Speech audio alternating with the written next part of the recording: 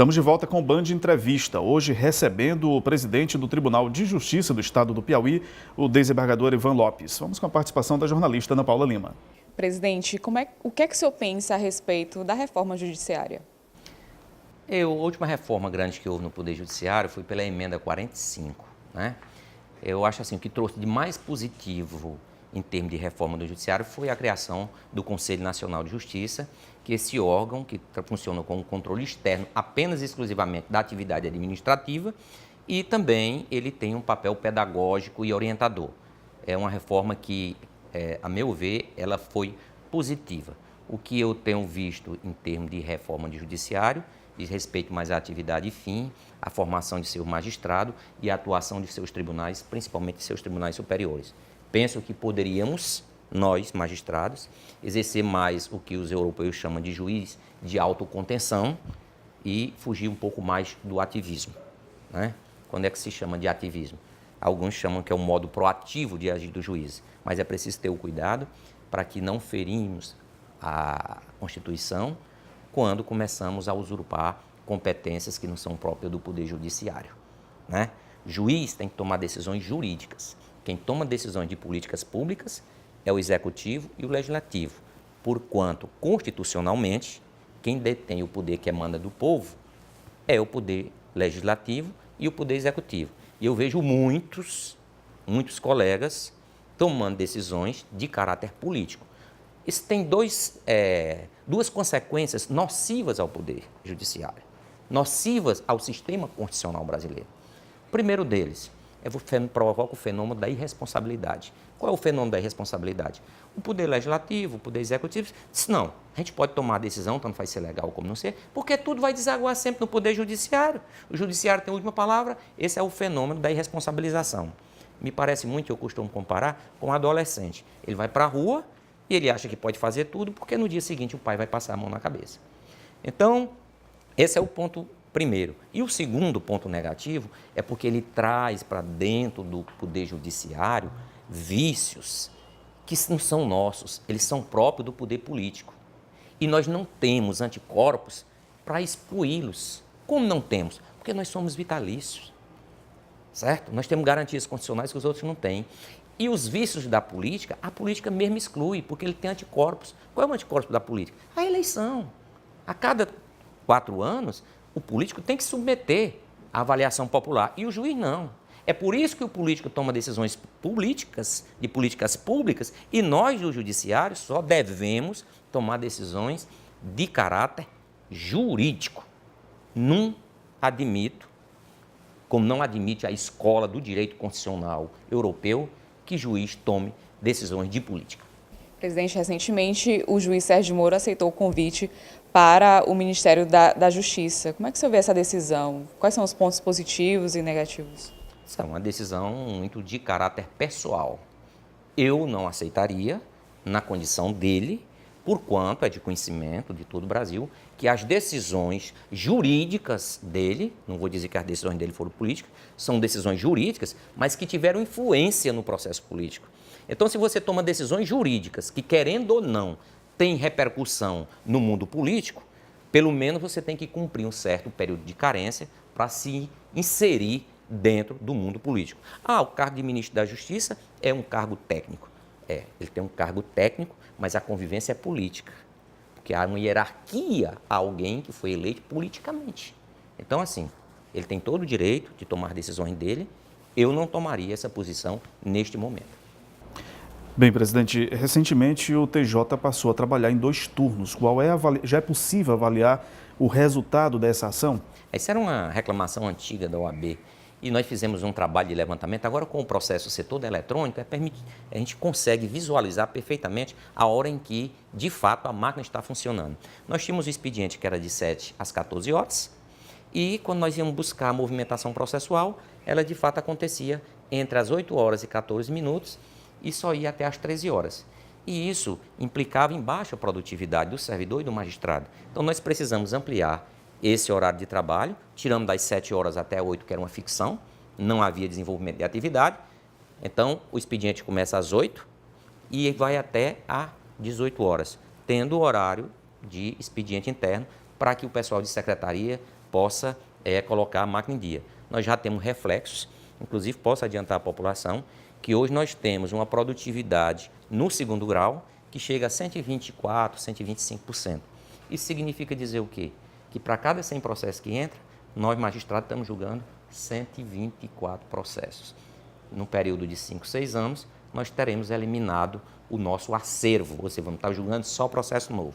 O primeiro grau está um pouquinho abaixo essa produtividade, algo que beira só os 90%, 100%, porque também com a implantação do PJE há uma dificuldade nessa transição. Isso implicou, mas creio que com o funcionamento integral do PJE, com o expediente de 2 turnos, com a nomeação dos efetivos, que nós nomeamos mais de 200, e com a nomeação dos assessores, que nós fizemos a nomeação de mais de 170 assessores de juiz, e com a completude que nós temos hoje do quadro de magistrado, a prestação jurisdicional, ou seja, essa produtividade vai alcançar níveis desejáveis pela população.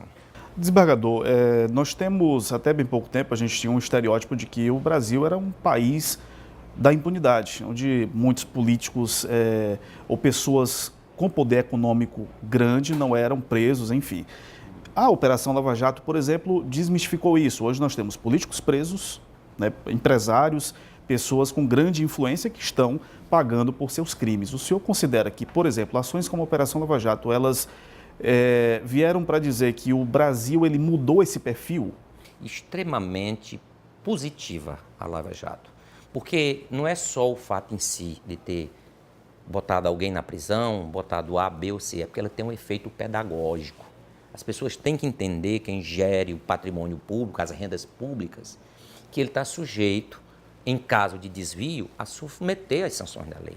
Então, eu, embora não goste, como sou um juiz garantista, de enfocar o processo criminal como uma forma de imposição de pena, mas como uma garantia do acusado contra eventual abuso do Estado contra si, eu acho que esse batizamento que fizeram, esse batismo das operações, implicou em ampliação de investigações por um período muito longo de tempo e às vezes leva junto na rede de pesca que passa pessoas inocentes, mas o efeito pedagógico para o Brasil foi uma conquista que eu reputo das mais positivas possíveis. Bom, como é que o senhor analisa esse cenário? O senhor falou agora há pouco de que a justiça ela tem um papel que não é o da política, que não é o do Poder Executivo e nem do Legislativo, ela tem uma função própria. Mas o senhor, enquanto juiz, como analisa, enquanto desembargador, como o senhor analisa, por exemplo, esse contexto político brasileiro?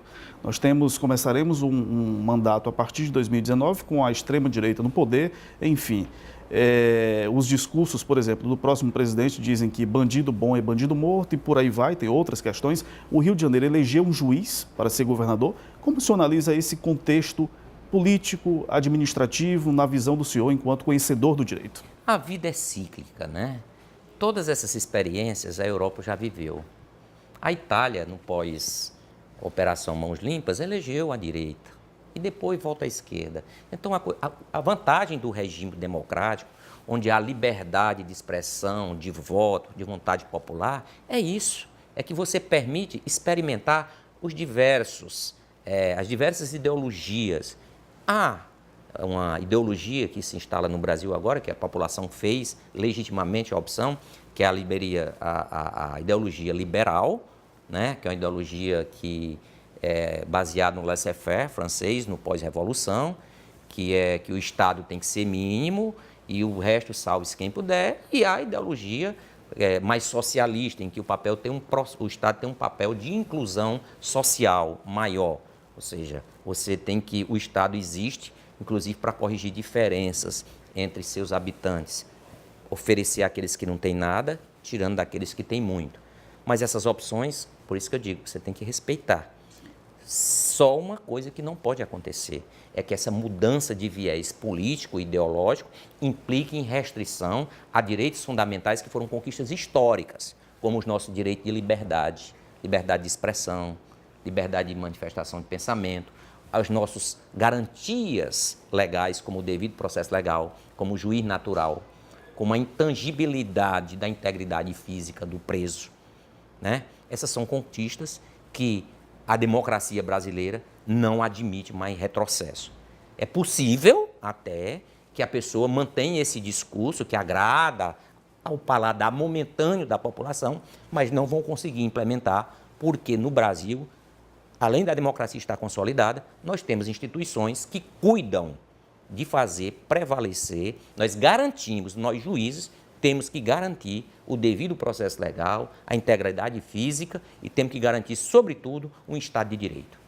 Presidente, para encerrar nossa entrevista, como é que o senhor analisa essa passagem pela presidência do Tribunal de Justiça do Piauí? Qual o balanço geral de pontos positivos, pontos negativos, enfim, como o senhor destaca o cumprimento desse dever enquanto presidente do TJ do Piauí? Eu disse no início da entrevista que o papel do gestor era oferecer as condições de funcionamento da atividade fim.